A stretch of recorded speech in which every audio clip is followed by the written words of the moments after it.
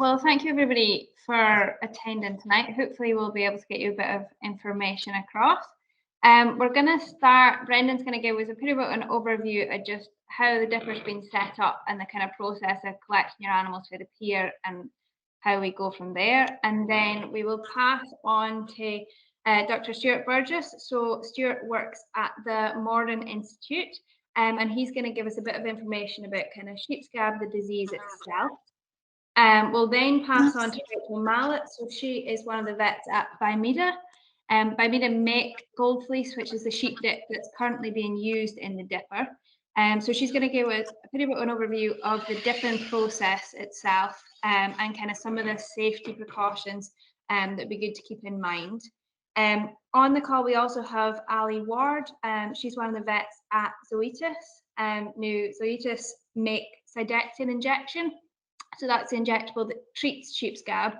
So if you've any kind of questions, we can direct them towards her at the end. So Lyle's he's kind of in control of the technical side of things.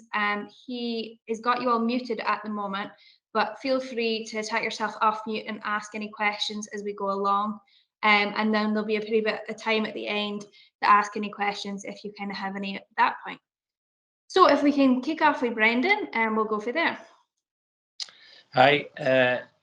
We had a problem with scab earlier on in the year here in Shetland, and it was decided that we were going to try and get a dipper up to Shetland to help keep the health status in Shetland safe. Dipper is set up at the marts, and any sheep that's coming up to Shetland, then we would be wanting people to collect the sheep for the pier.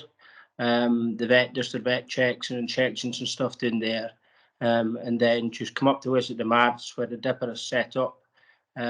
We have quite good pens set up around about the dipper, so we're trying to make it safe for all the animals. You reverse in and their arms go through, the gates comes up behind them, so there's no rattling around pens, and they're going through really well. And then you go straight back aboard your trailer and home we go, and hopefully all is well. And that's really just about all that I can say much about it, I think. Well, that's perfect. Thank you. Yeah. Perfect. If we could pass on to you, Stuart, that would be great. Thanks very much. So let me just quickly share this. I've got just a few slides. Let's see. Can everybody see that picture? Yes. Awesome. Yes. Great. Okay, so I'm Stu Burgess. I'm based at the Moredun Research Institute, which is just outside of Edinburgh. This is our building here on the right. It was our centenary back in 2020, which was a terrible year to have a centenary because of COVID. But this was the original sort of Moredun laboratory, which used to be called the Animal Diseases Research Association, and we were essentially set up by farmers for farmers, and we've maintained that that sort of mission as we move through. So our aim is really to develop new diagnostic tests, new vaccines, and new methods of treating disease in our livestock. So obviously I'm going to focus on sheep scab today, and let's see, why is that not moving? There we go. So I think you've been in a very nice situation in Shetland for a number of years now, where you haven't had to see this critter in the top right corner here, Sauroptes ovis, which is the mite that causes sheep scab. That's not life size. I'll show you a few live mites in a second, but it's about 1 millimeter across, just a little bit short of a millimeter, and it infests the skin. Those are the mites there. You can just see them kind of moving around. They're cunningly sheep coloured, which means it's quite difficult to see them on the back of an animal as well, without them taking a skin scraping to look at under the microscope. And what the mites do is they don't burrow into the skin. They simply abrade the surface of the skin, and that causes a sort of inflammatory reaction in the skin. And then what we get is this serous exudate, which is like you would get if you scraped your knee. and the mites are actually feeding on that exudate. So they're quite clever. They cause the reaction on the skin to generate their own food source, and then as that exudate starts to dry, it then forms the scabs by which the disease is named. And so that's intensely itchy and really very irritating for the animals, because those lesions, although they start off very small, can ultimately take over the entire fleeced area of the animal. So they can be very, very intensely itchy. And the classical signs of disease are really nicely demonstrated in this image here. So in the foreground here, you can see wool loss, and there's some wool on the floor. Animals rubbing up against these fences, and then this animal in the background here is doing this quite classic scab behavior, which is lip smacking and also arching its neck back to try to alleviate the intense itching that they're experiencing. So it's really not a very pleasant disease. And here's some animals here that have been infested with scab, and you can see this. So the mites here have been placed between the withers, and you can see that this animal's doing whatever he can to try to alleviate that itching, try to scratch that itch, which is obviously what we would all do. And again, this kicking behavior that you see here, quite often an early sign of scab would be dirty flanks as well. And because the mites are on the animal, their entire life cycle is spent on the animal. However, if they come off of an animal onto, let's say, a fence post or a shared handling facility, on a nice bit of wool, then they can survive for around about sort of 17 days or so. And so although most scab is spread by direct contact from one animal to another, it can be spread by fomites, which are basically bits of fleece going onto something inanimate and then being picked up by another animal. But one aspect of scab which we're becoming more aware of, that there may be these carrier sheep, and well, there almost certainly are carrier sheep that are infested but don't necessarily show clinical signs. And that might be because they're in the early stages of an infestation, or it could be that they're in the later stages and they've actually resolved the disease, but they're still carrying some of those mites, but they're not necessarily showing the signs of disease. This was just to show that this is a very early scab lesion here, and you can see there's some white dots along here. These are the mites, and this is the scab just forming, very early scab, and that's about 1 centimetre or so across that, so quite a small lesion. And this is a really important part about sheep scab. So this graph on the left shows the lesion area, so that's how much of the animal is affected by the disease. And what's happening here, this is time along here. And you can see that there's actually a very long lag phase. This is about 3 weeks or so after infestation, where there's no real signs, no real increase in lesion size. And so then the clinical disease starts to become apparent here after about 3 to 4 weeks onwards. And that's as the lesion then starts to expand. And that's the same here on the graph on the right, which shows mite numbers. So the mite numbers are quite low here. I mean, this infestation was started with 10 mites, and then it slowly kind of bundles along until eventually it goes into this exponential growth phase. And that's then the mite numbers starting to reproduce, the colony of mites increasing in number, and then the lesion getting bigger and spreading. And it's only at that point that you start to see the clinical signs. So it's only in these later stages where you start to see those clinical signs of disease that I showed you on that picture and in that video. So it's also very infectious. So once it's in a flock, it can spread very rapidly. And we'd estimate that by the time you actually see those clinical signs, somewhere between 60 and 90% of the flock is going to be infested. The other point to make here is that I'll leave the treatments to others on this call who are far better placed than I. But the injectables that we use, the macrocyclic lactones, they're also anthelmintic, so we rely on those for worm control as well. So it's important that we're careful about how we use those compounds. So scab was eradicated from the whole of the UK back in 1952.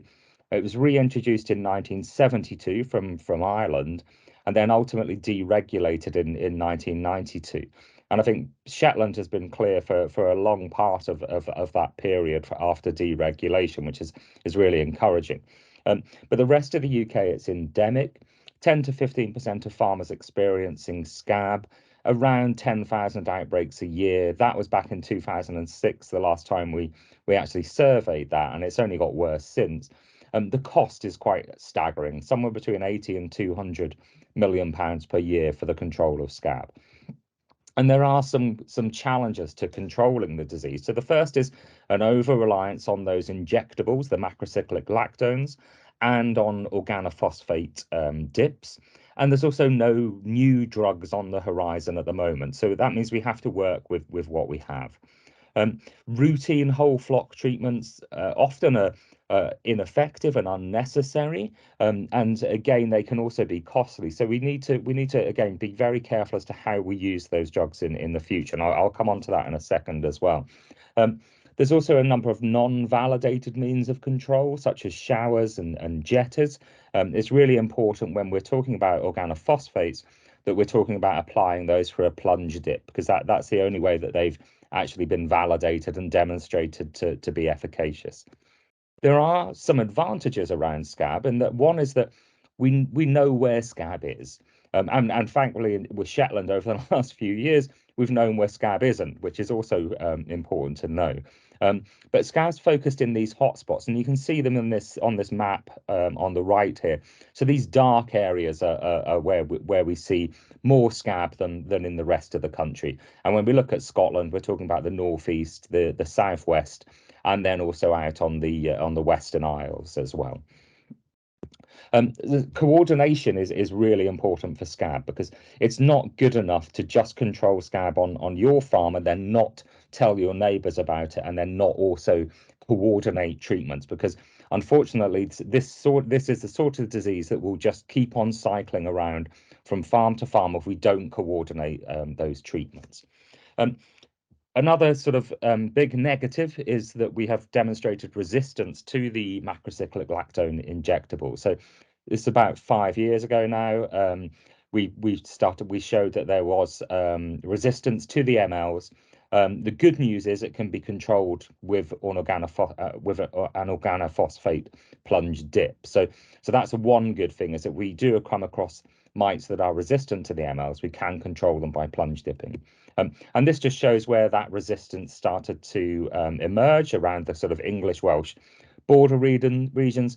And we now have reports across the whole of the UK of potentially resistant mites as well. So they're certainly spreading more broadly now. And I guess here's a question here, and the answer is fairly obvious. But which of these sheep would you allow into your flock? And the obvious, obviously, you would probably bring in the animal on the right. You'd probably bring in neither of them. But given the choice of two, you would probably take the one on the right. But unfortunately, the one on the right is actually the one that has sheep scab. And that's just the fact that all scab starts as very small lesions. And the reality is, just by looking at an animal, we simply can't rule out scab. And so diagnosis of scab is quite complicated. Classically, what you would do is you would identify some animals that you were worried about, you had some suspicion of. You would then take a skin scraping like this using a scalpel blade, and you'd then investigate that under the microscope. But that's all very well, but what do you do when there are no current signs of disease? So for example, this animal here is just simply not infested. Here's another one that it has a recent infestation, and it may take weeks before it starts to show signs of disease. And then finally, this animal on the right, which is infested, it's largely recovered, but it's now still got a low level of infestation. So it's now an immune sheep. It doesn't show any signs of disease, but of course it can spread the disease to other animals now as well. And so it's around these cases that were becoming quite difficult for scab, and that's why we developed a blood test, which we now have for scab. So it's quite a good test. It's very sensitive, very specific for sheep scab. It can pick it up within 2 weeks of an infestation, and most importantly, before those clinical signs appear. It's to be used as a whole flock or management group test. and you need to test 12 animals in a flock or management group. And it's been available again for about sort of 5 years now as well. But it's a bit of a game changer when we're dealing with scab, because it means we can find it before it has an opportunity to spread, because we can pick it up before those clinical signs become apparent. And it works by picking up antibodies against a protein from the sheep scab mite. So it's a protein that's produced in the mite's fecal pellets. That goes onto the skin. It generates the antibodies, or the host that generates the antibodies, and we pick those up in the blood. One downside is that those antibodies stay in circulation in the blood for 3 to 6 months after treatment. So that means it can tell us if an animal's been exposed to the mite, but it can't distinguish between an infested animal and a recently treated animal. So it's really important we have that information available when we're trying to then interpret the blood test. Why do we need to test 12 animals? So, of course, if just one animal in the group is infested, the chances of picking that animal up are fairly slim. And then we have this difficult equation to balance between testing everything in the flock, which is obviously costly, but testing enough to give us an opportunity to pick up that infested animal. And the magic number for that seems to be a minimum of 12 animals in a flock or group of any size. And that gives us a 95% chance of picking up scab in a flock. So we're not immune to having scab, and one of the Moredun farms had scab a few years ago. We were able to go out and actually blood sample and examine all of those animals that were in that group. And the good thing about this is that we actually had blood samples before the outbreak occurred as well. And so what I did is examined all of the animals to look for signs of disease, be that clinical signs in terms of lesions or behavioural signs. And what I found was that 27 of the 159 animals in that outbreak were showing signs of disease. So 132 of them were showing no signs of disease, but actually 105 animals were positive by the ELISA test. So it just highlights the difficulties of picking up the disease through the presence of clinical signs alone, even when you know what you're looking for. And it just shows the ability to pick up those subclinical infestations. Now, scab doesn't always present, of course, as those kind of awful pictures you see with bits of sort of fleece hanging off. And quite often, you know, there are some early indicators of scab. So these are some young lambs at Moredun that were co-housed with an infested animal. And you can just see some areas of discoloration, particularly on this animal with the green mark, and the animal with the orange mark down in the bottom right here.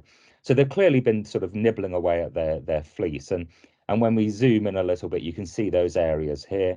If we clip away the fleece, you can see that there's a lesion here. That's about a 50p coin size lesion, probably about 50 to 100 mites on that lesion.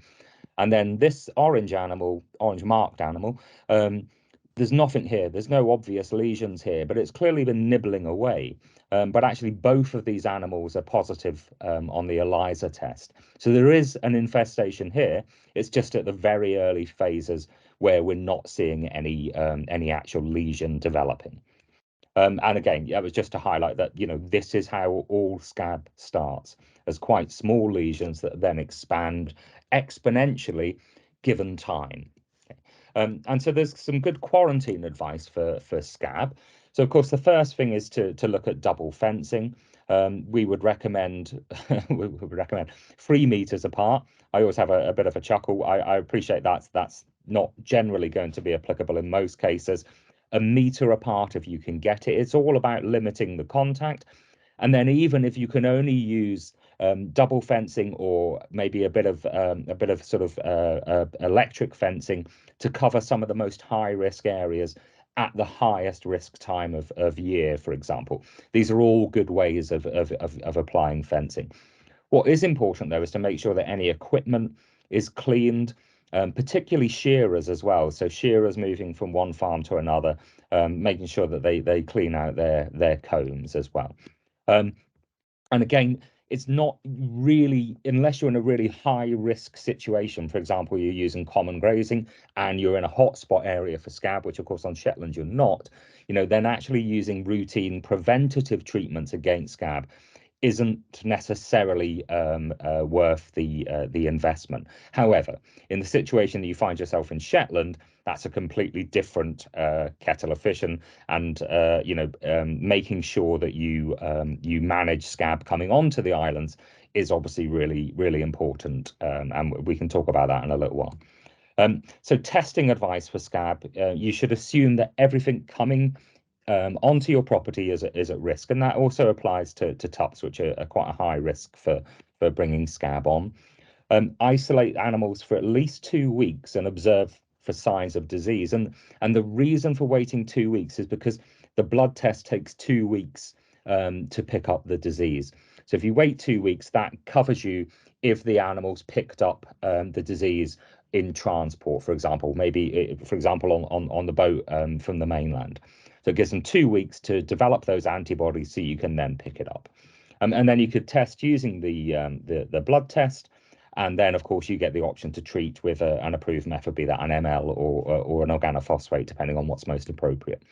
And then, of course, if they're negative, you can then move them on. But if they're positive, then at least you know what you have, and you can then deal with that in the correct way. So testing can be quite cost effective because it means we can avoid unnecessarily using those valuable drugs, which means we can slow the development of resistance, particularly to the MLs, but also we can hopefully stop resistance developing to the organophosphates in the future. And the other really important thing about the test is that it's able to distinguish between sheep scab and lice. So we don't see any cross reactions between scab and lice. KEDs, we haven't had enough samples with KEDs, but in all the samples we have tested, particularly from St Kilda with the Soay sheep in St Kilda, where I believe they do have KEDs, we haven't seen any cross-reactivity there. So we can talk about KEDs later perhaps, but I'm not going to delve too much into treatments because I know there are two people far better qualified to talk about it than I. But essentially there are two options available. One is the injectables, but of course these are also wormers, and so we do have to be very careful about anthelmintic resistance. And also we have mites that are now developing resistance to those injectable drugs, and that's to all of the injectables, so all classes of the macrocyclic lactones. And then, of course, we have the option of plunge dipping in an organophosphate, which I think in most cases should probably be the preferred option when possible. But of course, it's not always possible to do the OP dip. And then this is just to show the treatment options. So they are quite complex. The diazinon is along the top here. I appreciate this text is quite small, but this is the diazinon, the organophosphate dip. I think that this is now at least 8 weeks. I think Rachel will be able to confirm that, but I think that's at least 8 weeks now in terms of the protection period against reinfestation using the dip, which is now comparable to that with a long-acting moxidectin. And of course, the withdrawal periods for all of these options are different, as are the methods of application and the relative protective period that they provide. So it's really important to speak with your vet when you're looking at selecting the best treatments for scab. And sorry, that was just to highlight the dip. And that's me, I think. Hopefully I've not gone too much over time, but I'm quite happy to take any questions now, or we can always pick it up in the discussion as we go as well. No, that was great, Stuart, and very informative. Does anybody have any questions now, or will we move on to Rachel? No. Okay, Rachel, if you're happy to give us a bit of a chat about the actual dip, that would be great. Thank you. Of course, bear with me while I share my screen. Perfect. Can you see this okay? Yes. Fantastic, ideal. Well, thanks for the chance to talk a little bit more about dipping tonight. I thought what might be quite useful to you, because I'm conscious that dipping was compulsory at one point in time, so many of you will have been involved in dipping, but maybe some of you haven't, and you might have questions around why are the sheep being kept in the bath for so long, why are they stopping to do mixing at certain points. So I thought it'd be nice just to run through some of the protocols there so that you know what to expect. But just to touch a little bit about what Stu said, and a little bit of feedback about what we're seeing on the mainland. I'd say it's really challenging at the moment. We're seeing a lot of scab, and the big issue is that it's on animals that it's not noticeable, and so they're potentially the ones that would be easy to bring into your flock without any realisation. And for us over on the mainland, it's kind of a free-for-all. We do have some government schemes in place, but they're not protecting all of our farms. It's select farms. So I think the scheme that's been set up here to benefit you and the livestock that's coming onto the island is a phenomenal thing, that both your vets and the Shetland Animal Health Scheme have put in place. So excited to learn more about it. So not to really repeat just what Stu said, but as he rightly said, the two different product classes that we've got available, really it's going to depend on your circumstances as to what you choose and what's going to work best for you. But just remember that these mites will survive for 17 days and they will be able to reinfect animals if they are potentially not got ongoing protection. And when you do look at the different products that are available, one of the key things to point out is that 3 of them provide ongoing protection. So you've got your dipping, you've got your moxidectin, both strengths of injection, and they provide protection. So the animals can then go back into the same environment and we don't have any concerns about them getting reinfected.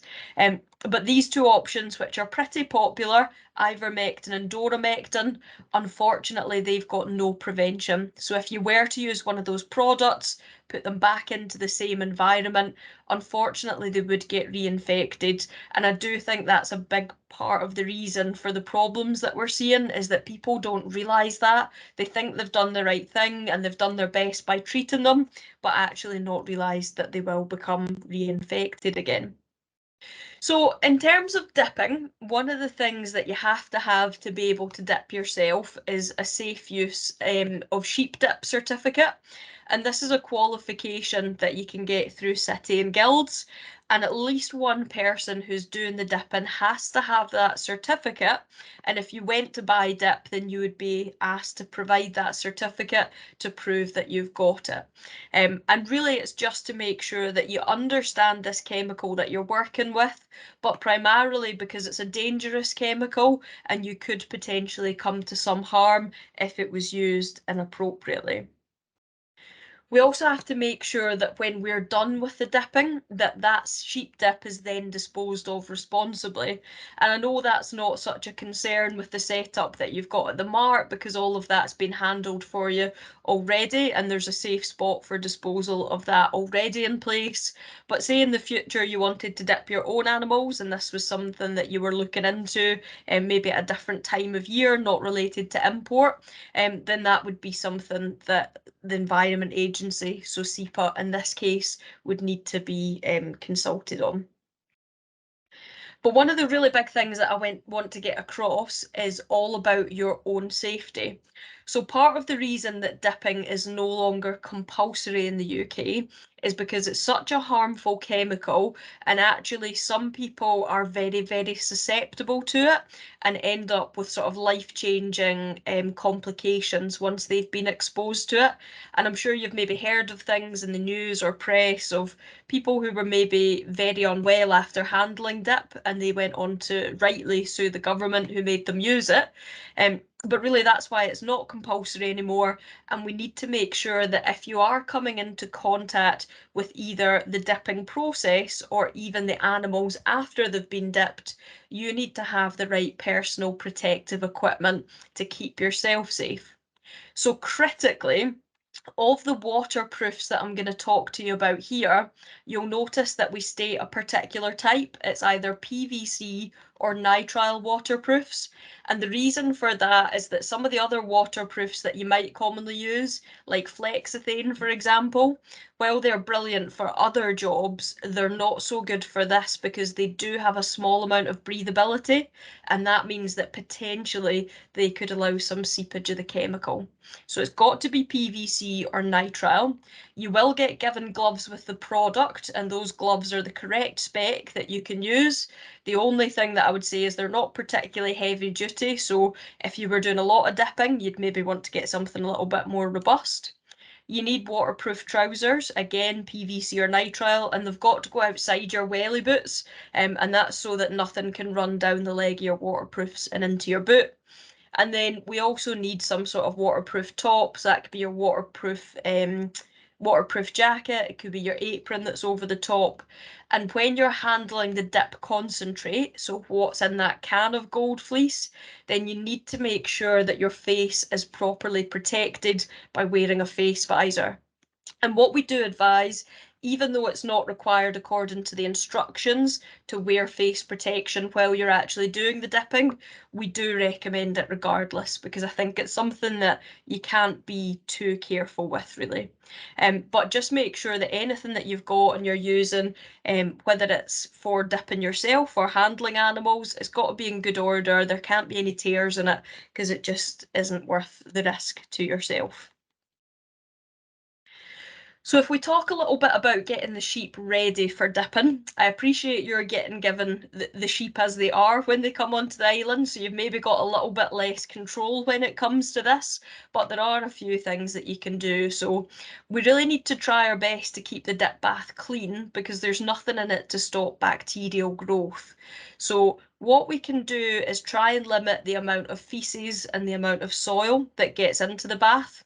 We can set up a foot bath that contains water and nothing else, and we can get them to walk through that before they go into that dip bath, just to clean as much soil as possible off of those fleeces, those feet, sorry.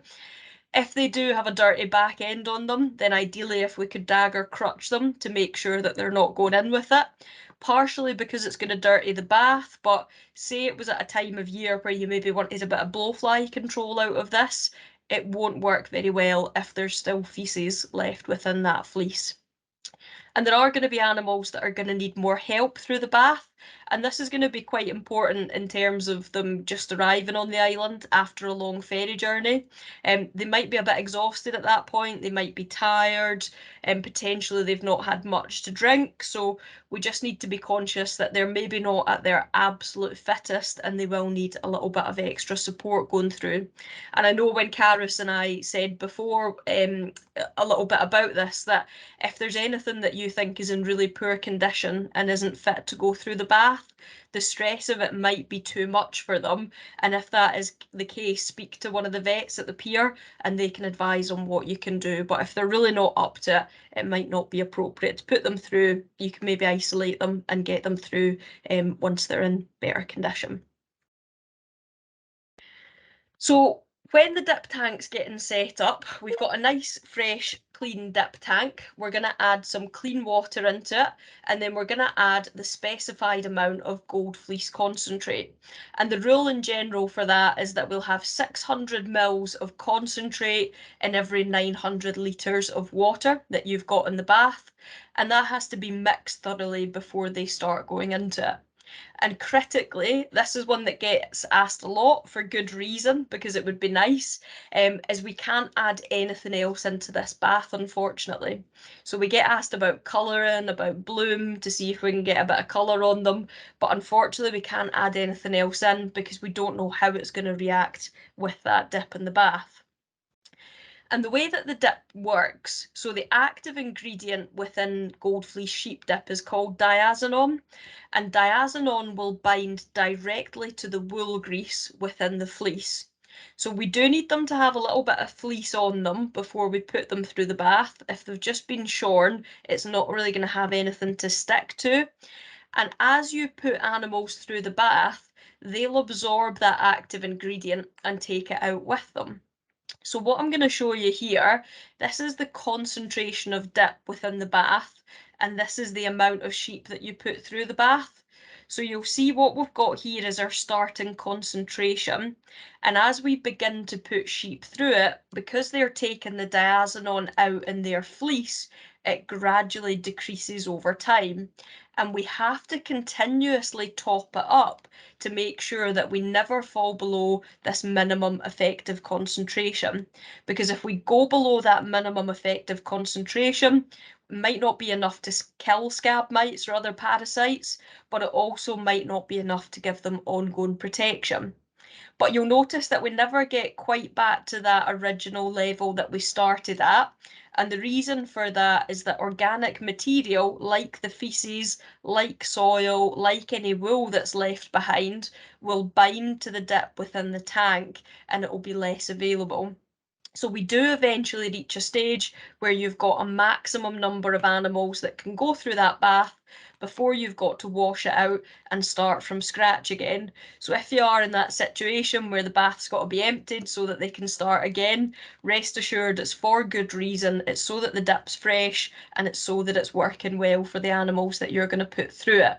But the general rule is that it's 1 sheep to every 2 litres of dip wash. So say it was a 1,000 litre tank, you'd be able to get 500 animals through it before it has to be washed out and you start from scratch again. And that topping up is critical because without the regular top-ups, we would end up below that minimum effective concentration.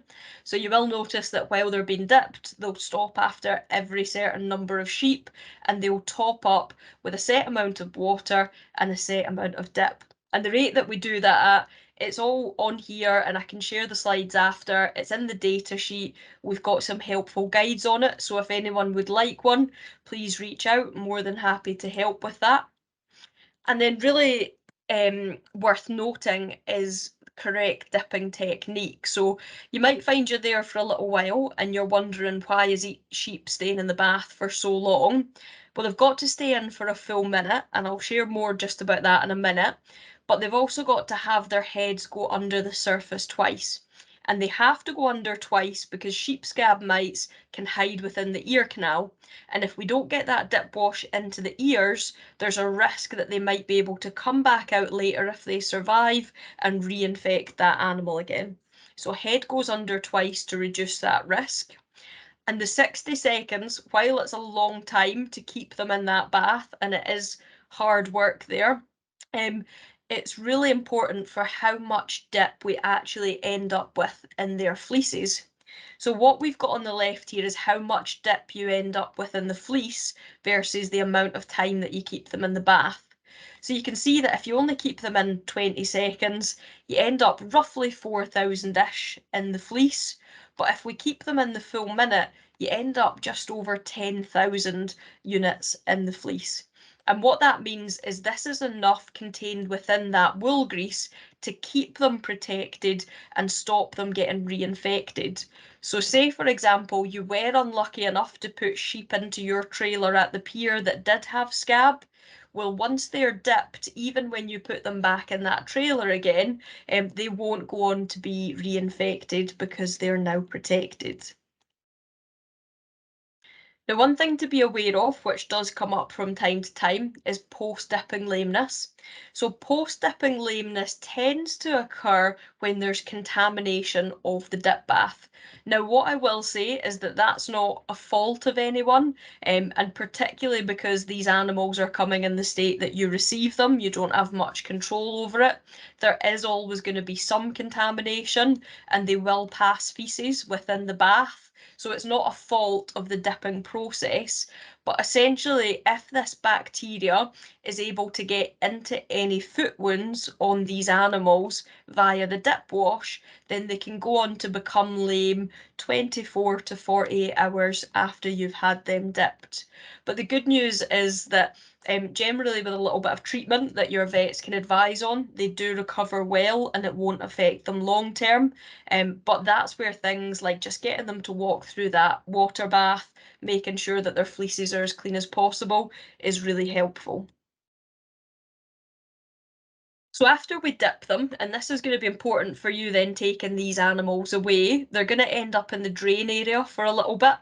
And the purpose of that is that within the drain area, we need that dip wash to stop dripping from their fleeces so that you can safely move them on, and so that if they shake, you're at lower risk of anything coming your way. But once they're done in the drain pen, then you need to make sure that you've got your PPE on for collecting those animals, for putting them into the trailer, particularly if you're handling them. And it does need to be the full PPE that I talked about at the start there. And that is really just for your own safety, because we know that certain people are far more susceptible, and it's just not a risk that's worth taking. And what you can do as well is when you get home, just bear in mind that there will be dip wash within your trailer that you've transported those animals in. So give it a wash down just to reduce any contamination. And when you get them back, we unfortunately can't shear them for 3 months. And we can't shear them for 3 months because the level of dip within that wool grease remains high for a pretty long time. And it's a good thing in terms of it giving protection and keeping them safe from scab, but it's not so handy in terms of your management. So say, for example, there was a small patch that you needed to do something with, say it had a wound on it, for example, you would need to wear full PPE if you needed to trim anything on them. And we also have to take into account how this affects other treatments, like your wormers, for example, because our group 2 wormers, levamisoles, they can't be given around the time of dipping. So just check as well when you're bringing these animals in, where they wormed before they left their current premises, and if so, what did they receive? Because if it was a levamisole, we might have to hold off on dipping them just a little bit longer. Because what you can find is that they get quite severe signs of toxicity. Now, touch wood, I've never seen it, but it is a potential outcome if we do it within 14 days. And I know Stu's talked about this, so again, I won't dwell on it at all, but something that we'd seen really take off on the mainland is showering. And I think to a degree, people justified it because they felt that it worked quite well in terms of blowfly control, but it's not licensed for that use. So legally, we can't put them through a shower. We can only use medicines in the way that they're licensed. So they have to go through a plunge bath. But the reason that we were so worried about showering is that potentially if any of these animals have scab on them, particularly if they're not displaying clinical signs, and we shower them and they end up with a very small concentration of dip in the fleece, it could be that they go on to then develop resistance, and OP dips are no longer effective against scab. So we want to do our utmost to keep out showering. We do our best to report them and try and get operations shut down, because it's really concerning us for the future of sheep scab control if mites did go on to be resistant to dip. But the good news is, thanks to work that Stu and his colleague Catherine have done, we know for sure at the moment it's effective, and we want to do our best to keep it that way for as long as possible. So that was very much a whistle-stop tour, so thank you for your attention, and similar to what Stu said, happy to take any questions.